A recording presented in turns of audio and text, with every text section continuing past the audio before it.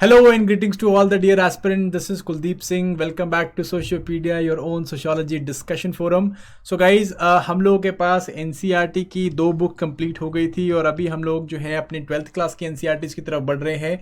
और ये NCERT जो है एक बहुत इंपॉर्टेंट NCERT बिकॉज यहाँ पे हम लोगों को भारतीय समाज, इंडियन सोसाइटी के ऊपर रिफ्लेक्शंस देखने को मिलती हैं और ये कहीं ना कहीं एक बेस भी सेटअप कर देता है जो कि हमें इंडियन सोसाइटी को और क्रिटिकली और अच्छे से एनालिटिकली इवेल्युएट करने की क्षमता भी देता है। और कहीं ना कहीं हमारे अंदर का जो एक सोशोलॉजिस्ट है वो इसे एक रिफ्लेक्सिव एंगल से होकर देखता है। ये सारी चीज़ें मैंने आज इसमें बात करनी है। आज का जो टॉपिक है, मैं पहला चैप्टर लेने वाला हूँ और साथ में मैं आपको बाकी सारे चैप्टर्स का यहाँ पे ओवरव्यू भी दूंगा एंड देन उसके बाद हम लोग सेकंड एंड थर्ड चैप्टर पे एक एक करके बढ़ेंगे। आज के सेशन में हम लोगों ने चैप्टर 1 डिस्कस करना है। हम लोग यहाँ पे एक इंट्रोडक्शन लेंगे और मैं बाकी चैप्टर्स में आपको एक ओवरऑल व्यू पॉइंट देने की कोशिश करूंगा। सो चलिए फटाफट से हम लोग करते हैं इस सेशन को स्टार्ट। एंड यहाँ पे हम लोग सबसे पहले देख लेते हैं कि इस चैप्टर के अंदर दिया क्या हुआ है। सो ये पहला चैप्टर है, इसमें हम लोगों को इंडियन सोसाइटी को इंट्रोड्यूस किया गया है और ये इस तरह से लिखा गया है कि भाई सोशियोलॉजी किस तरह से इंडियन समाज को देखती है। ठीक है जी, as an sociologist, as a discipline हम लोग भारतीय समाज को कैसे देखते हैं, क्या नज़रिए से देखते हैं और क्या इसका इंपॉर्टेंस है। ठीक है कि नहीं। यहाँ पे ये चैप्टर जो है वो स्टार्ट होता है विद गिविंग इंट्रोडक्शन की भाई जो सोशियोलॉजी का स्टूडेंट है वो प्रायर नॉलेज रखता है सोसाइटी की। ऐसा नहीं बाकी सब्जेक्ट की तरह जहाँ पे जैसे ज्योग्राफी है, पॉलिटी है, मे बी हिस्ट्री है, जो कि हमें पढ़ने से आती है, एक्सटेंसिवली पढ़ने से आती है, बट समाज के ऊपर जो है हमारा पहले ही बहुत सारा फेमिलियरिटी बना होता है और इस चीज़ को लेके हम लोग जो है सोशियोलॉजी पढ़ना स्टार्ट करते हैं। ठीक है जी। यहाँ पे रिफ्लेक्सिविटी की बात की गई है कि किस तरह से हम लोग सोशियोलॉजी हमें वो पावर देता है कि हम अपने आप को दूसरों के नज़रिए से देख सके और इस तरह से जो है हम लोग किस तरह से ना सिर्फ अपने आसपास के समाज को बट ओवरऑल भारतीय समाज को कैसे अच्छे से पढ़ सकते हैं या उसको समझ सकते हैं। फिर जो है हमें सोशल मैप के बारे में बताया गया यहाँ पे कि किस तरह से सोशियोलॉजी जो है एक सोशल मैप की तरह काम करता है और किस तरह से वो आपकी जगह एक सोशल इन्वायरमेंट में, एक सोशल सेटअप में, सोशल इंस्टीट्यूशन में बताने की कोशिश करता है। एंड देन यहाँ पे जो है एक्चुअल में इंट्रोडक्शन स्टार्ट होता है उसके बाद, और ये इंट्रोडक्शन स्टार्ट होता है कॉलोनियल पीरियड के साथ, क्योंकि यहाँ पे जो है हम लोग भारतीय समाज, जो हम लोग भारतीय समाज बोलते हैं, इंडियन सोसाइटी बोलते हैं, वो जो है उसका स्टार्ट होता है। वहाँ पे बहुत सारी इस तरह की फोर्सेस आपको देखने को मिलती हैं। एक ट्रू इंडियन कॉन्शियसनेस निकल के आती है बिकॉज कॉलोनियल पीरियड के बाद ही क्या हुआ था, जो एक नेशनलिज्म की वेव है वो निकल के आई थी और हम लोगों ने एक यूनिफाइड इंडिया, जहाँ पे कि इकोनॉमिक, जहाँ पे कि पॉलिटिकल, जहाँ पे भी एडमिनिस्ट्रेटिव यूनिफिकेशन देखी थी। वहाँ से जो है हम लोग एक ट्रू मॉडर्न सेंस में भारतीय समाज के बारे में बात करते हैं। तो यहाँ से जो है ये इंट्रोडक्शन स्टार्ट होती है। तो चलिए हम लोग फटाफट से जो है इन इंपॉर्टेंट एस्पेक्ट्स को डिस्कस करते हैं और आपको जो है लेके चलते हैं सोशियोलॉजी के सबसे पहले लाइक क्लास +2 की सबसे पहली चैप्टर की तरफ। और यहाँ पे मैं आपको कुछ टूल्स दूंगा जिससे आप सोशियोलॉजी को और इंडियन सोसाइटी को ज़्यादा अच्छे से समझ पाएंगे। ठीक है। तो चलिए चैप्टर स्टार्ट होता है यहाँ पे, जैसे मैंने बताया था कि भी सबसे पहले प्रायर नॉलेज और फेमिलियरिटी के बारे में। ठीक है जी। सो ये देखिए दोस्तों कि इवेंचुअली व्हाट हैपेंस इज, जो स्टूडेंट्स हैं, ठीक है, जो स्टूडेंट्स हैं जब भी कोई सब्जेक्ट पढ़ते हैं तो उन्हें जो है हमेशा फ्रेश से स्टार्ट करना पड़ता है। अगर मैं हिस्ट्री की बात करूँ तो बिल्कुल स्टार्टिंग से उसके किसी व्यक्ति के पास लाइक जो हिस्ट्री का पहले ज्ञान नहीं होता है, सिमिलरली ज्योग्राफी का कोई ज्ञान नहीं होता है, पॉलिटिकल साइंस का ज्ञान नहीं होता है। ठीक है जी। वो एक्सटेंसिवली पढ़ता है, वो एक्सक्लूसिवली उसे पढ़ता है। बट एक ऐसा सब्जेक्ट है जिसको आप पहले से पढ़ के आते हैं, तब आप शायद किताबों में पढ़ते हैं बट पहले से पढ़ रहे होते हैं। और इस सब्जेक्ट की जो मैं बात कर रहा हूँ ये सब्जेक्ट है आपका सोशियोलॉजी के या सोसाइटी का। ठीक है जी। सोशियोलॉजी जैसे आपको पता है कि it is basically study of relationship, study of social relationships and कैसे ये सोशल रिलेशनशिप्स हमारा समाज बनाता है। और हम लोग नेचुरली एंड ऑटोमेटिकली इस नॉलेज को लेके आ रहे हैं। क्यों? बिकॉज हम लोग समाज में रह रहे हैं। हम सब जो है समाज में social institution, social value, social norms को लेके सोशल ग्रुप्स में जाते हैं और वहाँ पे अलग अलग जो है रोल्स, अलग अलग स्टेटसेस लेते हैं। ठीक है जी। ये प्रायर नॉलेज जो है बात करी, चैप्टर बात करता है कि ये जो प्रायर नॉलेज है हमारी सोसाइटी के बारे में हम लोगों के अंदर, ये बोथ एक एडवांटेज की तरह और एक डिसएडवांटेज की तरह काम करती है। ठीक है जी। एडवांटेज क्या है कि भाई हम लोगों को पहले ही फेमिलियरिटी है इस सब्जेक्ट के साथ और हम सोशियोलॉजी से डरते नहीं हैं। सोशियोलॉजी हम लोगों के अंदर पहले से बसी हुई है। हम लोग बचपन से सोशियोलॉजिस्ट हैं, हम लोग सोशियोलॉजी को समझ रहे हैं, सोशल रिलेशनशिप को समझते हैं, सोशल ग्रुप्स को समझते हैं और उसी तरह से बिहेव एक्ट करते हैं। हम लोग जो है रोल एंड स्टेटसेस को समझने की कोशिश करते हैं, ठीक है जी। पर डिसएडवांटेज क्या है? डिसएडवांटेज ये है कि भाई हम लोगों को जब हम सोशियोलॉजी को पढ़ते हैं तो हम लोगों को जो हमने ऑलरेडी चीज़ें पढ़ी हुई हैं, जो लर्न करी हुई हैं, उसे अनलर्न करने की जरूरत पड़ती है ताकि हम लोग समाज को एक अलग नज़रिए से देख सकें, उस नज़रिए को छोड़ के जिस नज़रिए से आप आज तक देख रहे थे। और ये अनलर्निंग का प्रोसेस जो है ये सोशियोलॉजी को अगेन एक बहुत ज़्यादा आप कह सकते हो इनोवेटिव और एक बहुत ज़्यादा इंटरेस्टिंग सब्जेक्ट बनाता है, as well as challenging subject भी बनाता है, क्योंकि एक आपके जो सेट बायसेस हैं, जो सेट नोशंस हैं, उसको चैलेंज करता है, ठीक है कि नहीं। सो बेसिकली हमारा जो प्रायर नॉलेज है हमारी समाज के बारे में, वो हमारा एक कॉमन सेंसिकल नॉलेज है। हमने पिछले लाइक 11th क्लास के एनसीईआरटी में common sensical knowledge and sociological knowledge के बारे में बात करी थी। हमारा कॉमन सेंसिकल नॉलेज है जो हम लोग एक्सेप्ट करते हैं, जो हम लोग मान के चलते हैं कि भाई ये तो ट्रू है, ये हमेशा से ऐसा रहा है। एक कॉमन सेंस बन जाता है हम लोग का, जो भी हम लोग ऑब्जर्वेशन करते हैं समाज में वो हमारा सच बन जाता है, ठीक है कि नहीं। ये हम लोग एक पर्टिकुलर व्यू पॉइंट से बनाते हैं, एक व्यू पॉइंट बनता है, उस व्यू पॉइंट के बेसिस पे हम लोग इस कॉमन सेंस को बनाते हैं, ठीक है। जैसे कि अगर आप एक पितृ जो एक पेट्रियार्कल सोसाइटी है, एक पितृसत्ता समाज से अगर निकल रहे हैं तो वहाँ पे आप हमेशा विमेन को जो है वो कंपैरेटिवली टू मेन जो है उनको आप कहीं ना कहीं अंडररेटेड समझेंगे या उनको जो है सेकेंडरी समझेंगे, ठीक है कि नहीं। सिमिलर चीज़ यहाँ पे बात करते हैं कि जो सोशल कंटेक्स्ट होते हैं वो हमारे ओपिनियंस को शेप करते हैं, हमारे बिलीव्स को, हमारे एक्सपेक्टेशन को शेप करते हैं about society, about social groups, about social relations, ठीक है जी। और जो ये सच है, जो आपके पास एक कॉमन सेंसिकल नॉलेज है, जो आपका सच है बेसिकली, वो कहीं ना कहीं क्या है, ये चैप्टर बता रहा है कि वो ये पार्शियल है, ठीक है जी। पार्शियल कैसे कि पहली चीज वो दो एस्पेक्ट में पार्शियल बताता है। पहली चीज कि वो इनकम्प्लीट है। इनकम्प्लीट मीन्स कि इसमें सिर्फ आपका व्यू पॉइंट है और आपको बाकी लोगों का व्यू पॉइंट जो है इसके अंदर नहीं पता, तो कहीं ना कहीं आपका जो सच है वो पार्शियल है नेचर में। और दूसरा जो है वो है कि बायस्ड है। बायस्ड कैसे है? क्योंकि इसमें आपकी सोशल वैल्यूज, आपके सोशल नॉर्म्स, आपकी सोशल सेटिंग्स, आपका सोशल ग्रुपिंग्स, इस सब की वैल्यूज जो है वो आपको इन्फ्लुएंस करती हैं और उससे जो आपका कॉमन सेंसिकल नॉलेज है वो अगेन कहीं ना कहीं बायस्ड हो जाता है, ठीक है कि नहीं। सो यही चीज़ को जो है अनलर्नड, ये जो आपका अनलर्नड नॉलेज है जो हम लोगों ने समाज से ली है, इस चीज़ से जो है हम लोग क्या करते हैं, सिर्फ सोशल रियलिटी को बहुत पार्शली देख पाते हैं और सोशियोलॉजी प्रिसाइसली इसको चैलेंज करने की बात करता है, ठीक है कि नहीं। This prior knowledge is liable to be tilted towards a particular social group, ठीक है जी। और यही चीज़ लाइक सोशियोलॉजी टीचेस अस कि how to see the world from different vantage points, ठीक है। वो हमें आईना दिखाता है, वो हमें दिखाता है कि भाई अलग अलग व्यक्ति अलग अलग सोशल ग्रुप्स में किस तरह से सोचते हैं और हमारा एज एन सोशियोलॉजिस्ट यही चीज़ सोचने का नज़रिया होना चाहिए कि भाई हम कैसे दूसरे लोगों के व्यू पॉइंट से चीज़ों को देखें, ना सिर्फ अपने व्यू पॉइंट से, ठीक है जी। और यहाँ से जो है अगेन सोशियोलॉजी में एक बहुत ब्यूटीफुल कंसेप्ट जो है वो यहाँ पे बताया जाता है, वो है रिफ्लेक्सिविटी, या जिसे हम लोग सेल्फ रिफ्लेक्सिविटी भी बोलते हैं।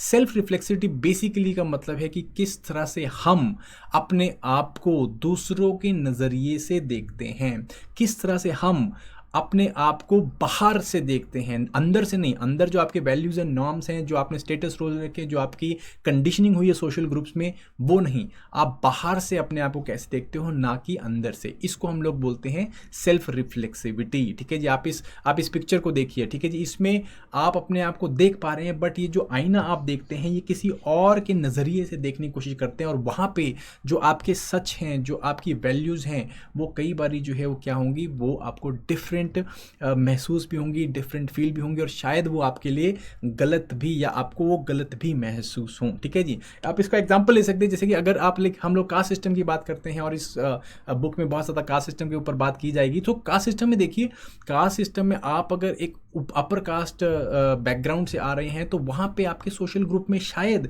ये बताया जाता होगा कि भाई जो लोअर कास्ट हैं वो लोग जो हैं आपसे ज़्यादा इन्फीरियर हैं, वो जो है उनको पढ़ने का हक नहीं है, उनके ऊपर जो भी कंडीशंस इम्पोज करी गई हैं, जो भी रिस्ट्रिक्शंस इम्पोज करी गई हैं वो जायज़ होंगी, ठीक है। तो उससे वो शायद आपका व्यू पॉइंट बन जाता है कि भाई उनके ऊपर रिस्ट्रिक्शंस जायज़ हैं, ठीक है जी। पर अगर आप इस चीज़ को उस सब अल्टर्न पर्सपेक्टिव से देखोगे, उस लोअर कास्ट के व्यक्ति के पर्सपेक्टिव से देखोगे, तो शायद उनको जो है ये चीज़ एक ऑपरेशन की तरह दिखे, शायद जो है वो एक विक्टिम की तरह दिखेगी, आप जो है परपेचुएटेड दिखेंगे, आप यहाँ पे राइट नहीं दिखेंगे, ठीक है जी। यही चीज़ को जो है हम लोग रिफ्लेक्सिविटी बोलते हैं कि किस तरह से आप दूसरे के नज़रिए से अपने आप को देखते हो और अपने वैल्यू बाइसेस को, अपने पर्सपेक्टिव को किस तरह से क्रिटिसाइज या क्रिटिकल लुक देते हो, that is what is reflexivity, ठीक है। और बहुत इंपॉर्टेंट है आज के टाइम पे, अगर मैं आज के समाज के बारे में बात करूं, एक ईगोइस्टिक समाज बन गया है, एक सोशल मीडिया सेंट्रिक समाज बन गया है, और वहाँ पे रिफ्लेक्सिविटी या सेल्फ रिफ्लेक्सिविटी होना बहुत ज़्यादा ज़रूरी है। आप देखिए कि रिलेशनशिप्स जो हैं वो बहुत ज़्यादा देर नहीं चलते हैं, लोग जो हैं एक दूसरे से लाइक ईगोइस्टिक या एक लाइक रिलेशनशिप में आप ईगोज़ को देख रहे हैं, ईगोज़ के कारण रिलेशनशिप्स, फ्रेंडशिप्स वो टूट जाती है। तो कहीं ना कहीं हम लोगों को रिफ्लेक्सिव होने की बहुत ज़्यादा ज़रूरत है। अगर आप होंगे तो डेफिनेटली अपने सोशल रिलेशंस में काफ़ी अच्छे से इम्प्रूव करेंगे, ठीक है जी। चलिए, इसके अलावा सोशियोलॉजी हम लोगों को एक सोशल मैप भी देता है, जैसे कि ज्योग्राफी एक सब्जेक्ट है, ठीक है, जिसमें कि हम लोग जियो फिजियोग्राफिक फीचर देखते हैं। तो ज्योग्राफी हमें क्या देता है, कि ज्योग्राफिकल मैप देता है, जहाँ पे हम लोग अपनी पोजीशन को with respect to the natural, the physical surrounding देखते हैं, लाइट से माउंटेन्स, प्लेट्यूज, प्लेन्स, रिवर्स, इसके एस्पेक्ट से देखते हैं, ठीक है। जैसे कि आप एक सिटीज़न हो सकते हैं, लेट से आप दिल्ली के सिटीज़न हैं और आप दिल्ली को जो है अपने पोजीशन को विद रिस्पेक्ट टू लेटर से इंडिया देखते हैं, या with respect to Indian subcontinent देखते हैं, या with respect to the continent of Asia देखते हैं। इस तरह से जो है क्या है, ज्योग्राफी आपका लोकेशन, आपका पोजीशन बताता है एक पर्टिकुलर मैप के अंदर। इसी तरह से सोशियोलॉजी भी क्या करता है, सोशियोलॉजी भी आपका सोशल मैप बताता है कि किस तरह से आप कहाँ पे प्लेस्ड हैं, कहाँ पे आप समाज में लोकेट हो रहे हैं, ठीक है जी। As a individual of a society आप बहुत सारे सोशल ग्रुप्स का हिस्सा होते हैं। आप एक अपर कास्ट ब्राह्मण फैमिली से हो सकते हैं जो कि एक अर्बन एरिया में रह रहा है और बेसिकली एक हायर इनकम ग्रुप से आता है, ठीक है। तो यहाँ पे आप देखिए कितने सारे सोशल ग्रुप्स का हिस्सा हैं। आप एक अपर क्लास, आप एक अपर इनकम ग्रुप के मेंबर हैं, आप एक अपर कास्ट के मेंबर हैं, आप एक अर्बन एरिया के मेंबर हैं। आप जो है अलग अलग लाइक एरियाज की बात कर सकते हैं, कम्युनिटी की बात कर सकते हैं। मे बी आप एक कॉन्वेंट स्कूल में जाते हैं तो आप कॉन्वेंट स्कूल एक सोशल ग्रुप, एक हायर एजुकेशनल सोशल ग्रुप के मेंबर बन जाते हैं। तो ये सब चीज़ें जो हैं आपकी आइडेंटिटीज़ बनाती हैं, और एक सोशियोलॉजी क्या करती है, आपको एक सोशल मैप देती है जिसमें कि आप अपने आप को लोकेट कर सकें। आपकी इकोनॉमिक क्लास, आपकी लिंग्विस्टिक कम्युनिटी, आप गुजराती हो सकते हैं, पंजाबी हो सकते हैं, मराठी हो सकते हैं, आपकी कास्ट, आपकी ट्राइब, आपका और कोई सोशल ग्रुप, आपका रिलीजियस ग्रुप, ठीक है जी। ये सब आपकी आइडेंटिटी बनाते हैं दोस्तों, और ये चीज़ जो है हमें पता चलती है सोशियोलॉजी के थ्रू। एंड इसका हमें कैसे पता चलता है, क्योंकि हमें सोशियोलॉजी एक सोशल मैप देती है, ठीक है कि नहीं। समझिए इस चीज़ को, ये सारी चीज़ जो है हमें कहाँ से मिल रही है, सोशियोलॉजी से मिलती है, ठीक है कि नहीं। Anyways, I hope you understood this, right. Now इसको हम एक और ब्यूटीफुल तरीके से समझते हैं। इसमें सी राइट मिल्स जो हैं वो बात करते हैं, चार्ल्स राइट मिल्स, ठीक है। अगेन इन्होंने सोशियोलॉजिकल इमेजिनेशन में बहुत ही खूबसूरत किताब रखी, जिसको हमने 11वीं क्लास की एनसीईआरटीज़ में भी डिस्कस किया था, और मैं अपनी क्लासेस में भी करता रहता हूँ। बहुत ही खूबसूरत क्रिटिकल थिंकर थे। सो बेसिकली इन्होंने बात करी है कि भाई जो सोशियोलॉजी है वो क्या करती है, वो इंडिविजुअल को समाज के साथ लिंक करती है, ठीक है जी। इंडिविजुअल ट्रबल्स को सोशल इश्यूज के साथ लिंक करती है। ये एक ऐसा सोशल मैप आपको दे रही है कि जहाँ पे आपके इंडिविजुअल ट्रबल, जो आपका अपना इंडिविजुअल इश्यूज हैं, एक बड़े सोशोलॉजिकल या सोशल इश्यूज़ के थ्रू जो है या उसके साथ लिंक करके आप देख सकते हो। That is what he says, ठीक है। Very beautiful veg he put it, या इन अ वे वेरी ब्यूटीफुली पुट्स इट, कि सोशल इशू जो है लाइक वो लार्जर ग्रुप्स में है, लाइक पर्सनल इशू जो है वो इंडिविजुअल वरीज है। हाउएवर ये कहता है दोनों के दोनों जो है वो इंटरलिंक्ड है, ठीक है। अब इसके लिए बहुत सारे एग्जाम्पल्स हैं जो हमें चैप्टर में भी दे रखे हैं, और आप वैसे भी आप इसको सोच सकते हैं। जैसे कि चैप्टर में हमें बात कर रखी है कि भाई अगर इंडिविजुअल है लाइक अफोर्डेबल हाउसिंग के लिए जो है लाइक एक इंडिविजुअल शहर में घर लेना चाहता है ना, SBI की ऐड आपने देखी होगी कि भाई शहर में घर हो तो शहर भी अच्छा लगता है, तो एक हाउस लेना चाहता है एक इंडिविजुअल, बट वो डायरेक्टली अब हाउस उसके पास कितने पैसे हैं या वो उसकी कितनी पेइंग पैरिटी, कितना परचेजिंग पावर है, उस पर डिपेंड करेगा। ये इसका पर्सनल इशू है, ठीक है कि नहीं। ये भी हो सकता है कि अर्बन एरिया में इतना महंगा, क्योंकि समाज में लाइक आसपास के एरिया में अफोर्डेबिलिटी इतनी कम हो गई है, सोशल जो इनइक्वालिटी इतनी ज़्यादा है कि भाई एक आम व्यक्ति वहाँ पे घर नहीं ले पा रहा है, तो वो अपने आप को डिमीन करेगा या अपने आप को जो है डिमोरलाइज होगा कि भाई मेरे पास पेइंग कैपेसिटी नहीं है। हाउएवर अगर देखेंगे कि भाई it is because of the structural conditions in the society कि भाई वो व्यक्ति वहाँ पे घर नहीं ले पा रहा है, ठीक है नहीं, तो लिंक्ड हैं personal issues, personal problems are linked with social issues, and that is what Mill says कि भाई ये जो सोशियोलॉजी है हम लोगों को दोनों को लिंक करने में हेल्प करता है, ठीक है कि नहीं। और बहुत सारे एग्जांपल्स हैं यहाँ पे दिए गए, जैसे अनएम्प्लॉयमेंट का बहुत अच्छा एग्जांपल है। कई बार क्या होता है समाज में बहुत सारे बदलावों के कारण अनएम्प्लॉयमेंट आ जाती है या फिर एक व्यक्ति अनएम्प्लॉयड रहता है, ठीक है कि नहीं। It can be because of various reasons, various issues हो सकते हैं, एंड इस बेसिस पे बेसिकली क्या होता है कि एक व्यक्ति अपने आप को जो है वो लाइक अपने अंदर अपने पर्सनल रीजंस देखता है, however the reasons can be structural with in the society, ठीक है। ये हमने इसका बेस्ट एग्जांपल देखा था जब समाज में इंटरनेट रेवोल्यूशन आया, तो बहुत सारे लोग जो है स्ट्रक्चरल अनएम्प्लॉयमेंट की तरफ चले गए, या फिर जब इंडस्ट्री शिफ्ट हुई तो इंटरनेट या बेसिकली कंप्यूटर्स को नहीं जानते थे कैसे काम करना है, तो उसके कारण वो अनएम्प्लॉयड हो गए, ठीक है कि नहीं। सो सोशल कंडीशंस के कारण क्या हुआ, एक व्यक्ति अनएम्प्लॉयड हो गया, ठीक है जी। अब आप ये पिक्चर देखिए, आप लोगों के लिए एक छोटा सा मैं यहाँ पे एक्सरसाइज छोड़ रहा हूँ, तो ये पिक्चर देखिए, ठीक है जी। इसमें ये व्यक्ति जो है ये लाइक हम ओबीस बोल सकते हैं, इनको फैट बोल सकते हैं, ओबीस बोल सकते हैं। सो ओबीस होने से क्या पर्सनल इश्यूज हैं और क्या ये पर्सनल इश्यूज सोशल इश्यूज से निकल के आ रहे हैं, किस तरह से individual issues and social issues club हो रहे हैं, ठीक है कि नहीं, ये आप देखिए।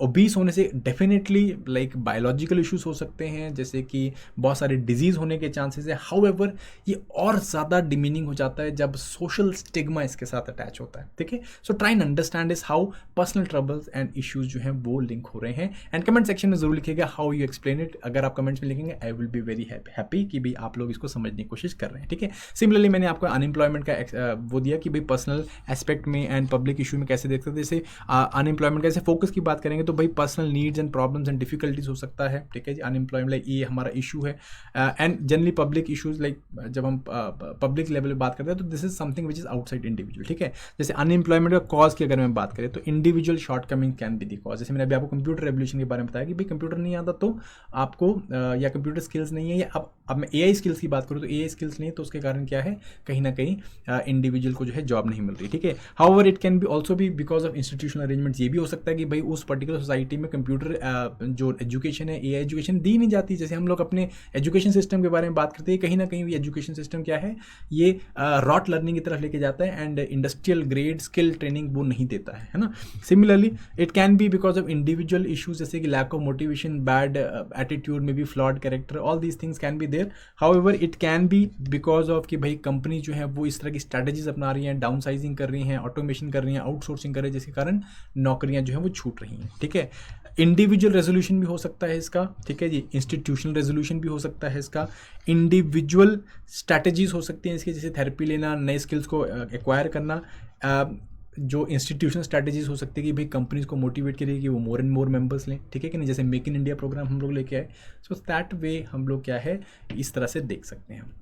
Then coming to the main topic, जहाँ पे कि हम लोग इंडियन सोसाइटी को इंट्रोड्यूस करते हैं चैप्टर 1 में, और यहाँ पे हम लोग बात करते हैं कॉलोनियल पीरियड के, ठीक है। जो ब्रिटिश टाइम का पीरियड है, कॉलोनियल पीरियड है, वहाँ पे हम लोग भारतीय समाज, जो मॉडर्न टाइम में भारतीय समाज के बारे में बात करते हैं, और भारतीय होने की जो कॉन्शियसनेस है इसके बारे में हम लोग डिस्कस करते हैं। क्यों? बिकॉज ब्रिटिशर्स के आने से हम लोग देखते हैं कि भाई इंडियन कॉन्शियसनेस वो निकल के आई थी, ठीक है जी। हम लोग जो एक यूनिफाइड इंडिया है वो निकल के आया, जहाँ पे कि हम लोगों ने देखा कि भाई लाइक इकोनॉमिक यूनिफिकेशन हुई, पॉलिटिकल आपका यूनिफिकेशन हुई, एडमिनिस्ट्रेटिव यूनिफिकेशन हुई, और इस सब के साथ क्या हुआ, जो मॉडर्नाइजेशन थी, जो पूंजीवादिक इकोनॉमिक चेंजेस थे, वो कैपिटलिस्टिक इकोनॉमिक सिस्टम निकल के आया, मॉडर्नाइजेशन निकल के आई, इंडस्ट्रियलाइजेशन हुई। इस सब से क्या हुआ कि बहुत सारी सोशल फोर्सेस निकली जिन्होंने जी रैपिड चेंजेस लेके आए भारतीय समाज में, और कहीं ना कहीं एक तरफ हम लोग एक यूनिफाइड भारतीय समाज भी बनता देखते हैं। हाउएवर बहुत सारे इस तरह के सिस्टम्स देखते हैं जो कि भारतीय समाज में बहुत सारे बदलाव लाने की कोशिश करते हैं, ठीक है कि नहीं। So that way colonial exploitation basically not only give these kind of forces but also like exploitation के थ्रू जो है इंडियन सोसाइटी को बहुत तरीके से तोड़ा मरोड़ा भी किया। जैसे हम लोग रेवेन्यू सिस्टम या आपका लैंड रेवेन्यू सिस्टम के बारे में बात करते हैं, ठीक है कि नहीं। तो जैसे आपका महलवारी सिस्टम है, ठीक है जी, रोतवारी सिस्टम है, जिसने बहुत सारा एक्सप्लॉयटेशन किया इंडियन एग्रीकल्चर को। All these things basically did what, it affected Indian society. और यहाँ से बेसिकली हम लोग भारतीय समाज को समझने की कोशिश करते हैं, ठीक है नहीं। इवेंचुअली कॉलोनियलिज्म से ही जो है नेशनलिज्म भी निकला, जिसके कारण हम लोग जो है एक यूनिफाइड स्टेट, नेशन स्टेट बन के निकले। कॉलोनियलिज्म के एंटी जो है ये नेशनलिज्म की जो वेव निकली, और इस नेशनलिज्म के वेव ने भी कहीं ना कहीं क्या किया, अगेन यूनिफिकेशन की तरफ जो है अग्रसर किया भारत को, ठीक है कि नहीं। सो अगेन इसमें प्राइम जो लोगों ने अपना योगदान दिया, most of them were like emerging middle classes, जिन्होंने वेस्टर्न साइड में एजुकेशन लिया, जिन्होंने बेसिकली इंडियन जो कॉन्शियसनेस है उसको मास स्केल में स्प्रेड किया, ठीक है। जो हमारे फ्रीडम फाइटर्स थे, most of them these were like western educated urban middle class intelligentsia. इन्होंने बेसिकली क्या किया, दे चैलेंज कॉलोनियलिज्म। इन्होंने जो है अपने कल्चर को, अपने हेरिटेज को, इंडियन कल्चर, इंडियन हेरिटेज को जो है प्रमोट करने की कोशिश करी, एज वेल एज जो भारतीय समाज है, भारतीय मासेस है, उनके अंदर जो है जागरूकता भी लाने की कोशिश करी, ठीक है कि नहीं। सो बेसिकली इससे क्या हुआ, इससे हम लोगों ने रीडिस्कवरी देखी अपने ट्रेडिशंस की तरफ। हम लोगों ने बहुत सारे लाइक एमर्जेंट फॉर्म्स देखे कम्युनिटीज़ के, नेशनल लेवल पे, रीजनल लेवल पे। हम लोगों ने सोशल ऑर्गेनाइजेशन देखी जो कि सोशल रिफॉर्म्स कर रही थी। सो रिलीजियस ऑर्गेनाइजेशन देखी जिन्होंने रिलीजियस रिफॉर्म किया। आर्य समाज के बारे में बात करते हैं हम लोग, ठीक है। बहुत सारी इस तरह की ऑर्गेनाइजेशन निकली, ब्राह्मो समाज है, आर्य समाज, जैसे मैंने बताया आपको, ठीक है जी। नई क्लासेस, नई कम्युनिटी बन के निकली, जिन्होंने सब्सिक्वेंटली भारतीय समाज में बहुत ज़्यादा इम्पैक्ट प्ले किया, ठीक है कि नहीं। ना सिर्फ nationalism, urban middle class intelligence ने नेशनलिज्म के थ्रू जो है फ्रीडम के लिए कैंपेन किया, इसके साथ साथ में जो है religious and caste based communities को भी क्रिस्टलाइज किया। जैसे कि हम लोग देखते हैं कि भाई जो कम्युनलिज्म है, इसका बीज भी जो है इसी टाइम पे बोया जाता है। एंड देन इवेंचुअली जो आप बेसिकली रिलीजियस एनिमोसिटी देखते हो वो भी इसी टाइम पे निकलती है, ठीक है। कास्ट बेस्ड एनिमोसिटी देखते हो वो भी इसी टाइम निकलती है। डोमिनेंट कास्ट देखते हो, फिनोमिना देखते हो, वो भी इसी टाइम निकलता है, ठीक है। So all of this basically started from the colonial period.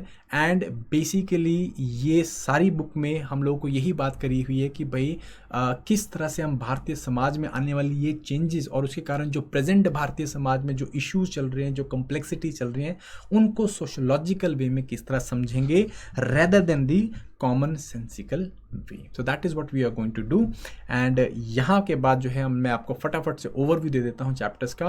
जैसे कि चैप्टर 2 में हम लोग क्या पढ़ेंगे, हम लोग डेमोग्राफिक स्ट्रक्चर, भारतीय समाज के डेमोग्राफिक स्ट्रक्चर के बारे में बात करेंगे। दैट मीन्स हम लोग देखेंगे, डेमोग्राफी का मतलब होता है पॉपुलेशन, ठीक है। सो हम लोग बेसिकली पॉपुलेशन के एस्पेक्ट्स देखेंगे कि भाई किस तरह से सोशियोलॉजिस्ट एंड डेमोग्राफर्स पॉपुलेशन को पढ़ते हैं, बेसिकली क्या एस्पेक्ट होते हैं पॉपुलेशन के जो सिग्निफिकेंट होते हैं, और इनमें भारतीय समाज में क्या होता देखने को मिल रहा है, भारत के केस में क्या देखने को मिल रहा है। हम लोग जैसे कि infant mortality rate, maternal mortality rate, ठीक है जी, ये सब चीज़ देखते हैं। क्रूड बर्थ रेट देखते हैं, डेथ रेट देखते हैं, ठीक है जी, मोर्टेलिटी रेट जिसे हम लोग बोल देते हैं, हम लोग ये देखते हैं। हम लोग सेक्स रेशो के बारे में बात करते हैं, हम लोग चाइल्ड सेक्स रेशो के बारे में बात करते हैं। तो बड़ी सारी इस तरह की चीज़ें हैं जो कि समाज में, सामाजिक स्तर पे जो सोशल वैल्यूज़ हैं, नॉर्म्स हैं, उनको दिखाने की कोशिश करते हैं, ठीक है जी। और लास्ट में हम ये भी बात करेंगे इस चैप्टर में कि क्या ये पॉपुलेशन जो है वो सिर्फ एक ऑब्स्टेकल है, क्या वो डेवलपमेंट की राह में एक रोड़ा है, या इससे हम लोग डेवलपमेंट लेके आ सकते हैं। हम लोग डेमोग्राफिक डिविडेंड की आज बात कर रहे हैं।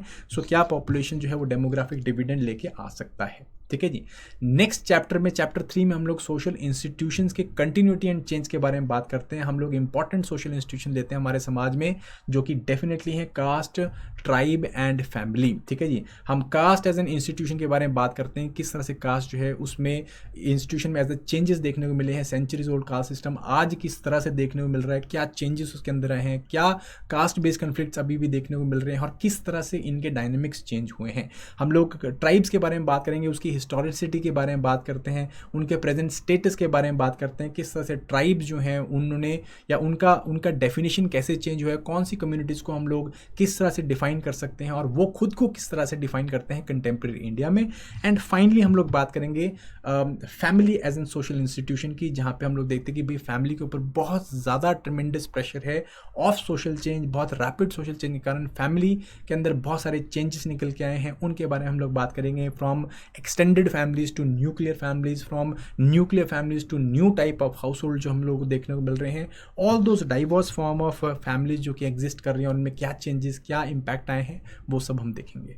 चैप्टर 4 की तरफ हम लोग जाएंगे कि भाई market as a social institution, जो मार्केट फोर्सेज कॉलोनियलिज्म के कारण या कॉलोनियलिज्म के कारण निकली एंड देन उसके बाद इंडिपेंडेंस के बाद जब हमने इकोनॉमिक पॉलिसीज़ अपनाई, उसके बाद जो मार्केट की फोर्सेस निकले उसने किस तरह से जो इंडिया में चेंजेस लेके आए हैं, सोशल चेंज लेके आए हैं, इसके बारे में हम लोग बात करेंगे। Different kind of social changes जो कि इंडिया में आए हैं उसके बारे में बात करेंगे और किस तरह से मार्केट एक पावरफुल इंस्टीट्यूशन बन जाता है इसके बारे में हम लोग बात करेंगे, ठीक है कि नहीं। हम लोग कोमोडिफिकेशन ऑफ वुमेन के बारे में बात करते हैं, हम लोग देखते हैं कि भाई एड्स में स्पेसिफिकली वुमेन्स को किसी तरह से पोर्ट्रे किया जाता है, हम लोग देखते हैं कि भाई ज्वेलरी की एड में सिर्फ वुमेन ही दिखाई जाती है। तो all these things we are going to discuss here and I hope इससे आपको मार्केट एज अ फोर्स के बारे में पता चलेगा।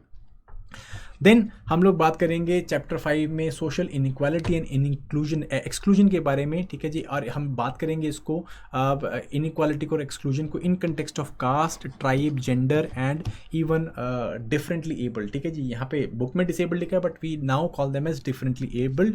सो इनइक्वालिटी, ठीक है जी, बेसिकली हम लोग बात करेंगे इनइक्वालिटी के बारे में कि किस तरह से जो है इनइक्वालिटी राइज हो रही है, एक्सक्लूजन की किस तरह से कुछ दबकों को समाज के कुछ दबकों को एक्सक्लूड किया जाता है from socio economic and other opportunities.